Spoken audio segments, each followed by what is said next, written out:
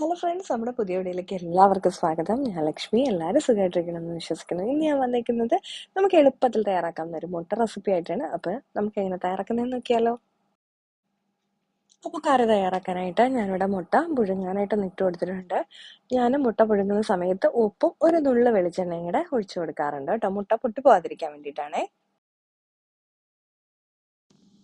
നമുക്കൊരു പാനിലേക്ക് എണ്ണ ഒഴിച്ച് കടുകൊക്കെ പൊട്ടിക്കാം. അതിലേക്ക് ഉണക്കമുളക് ഇട്ട് കൊടുക്കാം. കറിവേപ്പിലയും ഇഞ്ചി വെളുത്തുള്ളി ചതച്ചത്, അതുപോലെ ഉള്ളി, ഞാൻ സവാളയാണ് എടുത്തേക്കുന്നത്, അതൊന്ന് ചെറുതായിട്ട് അരിഞ്ഞെടുത്തത് നമുക്കിനി ഒന്ന് വഴറ്റിയെടുക്കണം. ഒരുപാട് ബ്രൗൺ കളറൊന്നും ആവണ്ട. ഇതിൽ ഞാൻ 2-3 പച്ചമുളകും കൂടെ ചേർത്ത് കൊടുത്തിട്ടുണ്ട് കേട്ടോ. ഇതിലേക്ക് നമുക്ക് പെട്ടെന്ന് വഴണ്ടി വരാൻ വേണ്ടിയിട്ട് കുറച്ച് ഉപ്പും കൂടി ഇട്ട് കൊടുത്തിട്ടുണ്ട്.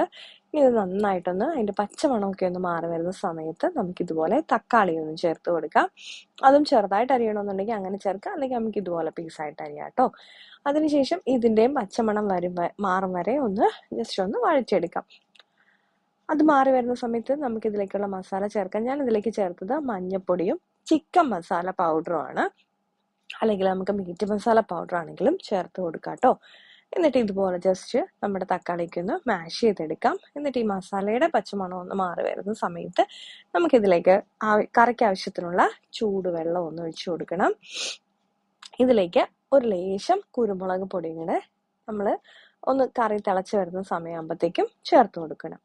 എന്നിട്ട് കറി നന്നായിട്ട് തിളച്ച് വരുന്ന സമയത്ത് നമുക്ക് പുഴുങ്ങി വെച്ചേക്കുന്ന നമ്മുടെ മുട്ട ഇതിലേക്ക് ഇട്ട് കൊടുക്കാം. എന്നിട്ട് ഒരു ലോ ഫ്ലെയിമിൽ ഒരു 5 മിനിറ്റ് ഇതുപോലെ ഒന്ന് വെച്ച് കഴിയുമ്പോഴത്തേക്കും നമ്മുടെ കറിയെല്ലാം സെറ്റ് ആകും. നമ്മുടെ ചിക്കൻ മസാലയുടെ ഫ്ലേവർ ഇഷ്ടമല്ലെങ്കിൽ മീറ്റ് മസാലയോ ഗരം മസാലയോ ചേർക്കാം കേട്ടോ. 5 മിനിറ്റ് കഴിഞ്ഞ് നമ്മുടെ കറിയെല്ലാം നല്ല പെർഫെക്റ്റ് ആയിട്ട് വന്നിട്ടുണ്ട്. അപ്പത്തിൻ്റെ കൂടെയും ചപ്പാത്തിയുടെ കൂടെയും നമുക്ക് ഒറോട്ടിയൊക്കെ ഉണ്ടാക്കിയാൽ പോലും കഴിക്കാവുന്ന നമ്മുടെ ഒരു സൂപ്പർ മുട്ടക്കറിയാണ്. എളുപ്പം തന്നെ തയ്യാറാക്കാം. കുട്ടികൾക്കൊക്കെ ഭയങ്കരമായിട്ട് ഇഷ്ടപ്പെടും. കാരണം അവർക്ക് ചിക്കൻ്റെയൊക്കെ ഒരു സ്മെല്ലടിക്കുമ്പോൾ ഭയങ്കര ഇഷ്ടമല്ലേ കറി കഴിക്കാനായിട്ട്. അപ്പോൾ എല്ലാവരും ഒന്ന് ട്രൈ ചെയ്ത് നോക്കണം കേട്ടോ. അപ്പോൾ ഇന്നത്തെ നമ്മുടെ വീഡിയോ ഇത്രയേ ഉള്ളൂ. എല്ലാവർക്കും ഇഷ്ടപ്പെട്ടിട്ടുണ്ടെങ്കിൽ ലൈക്ക് ചെയ്യാനും ഷെയർ ചെയ്യാനും കമൻറ്റ് ചെയ്യാനും സബ്സ്ക്രൈബ് സപ്പോർട്ട് ചെയ്യാനും മറക്കല്ലേ. അടുത്ത വീഡിയോ ആയി വീണ്ടും കാണാം. നന്ദി, നമസ്കാരം.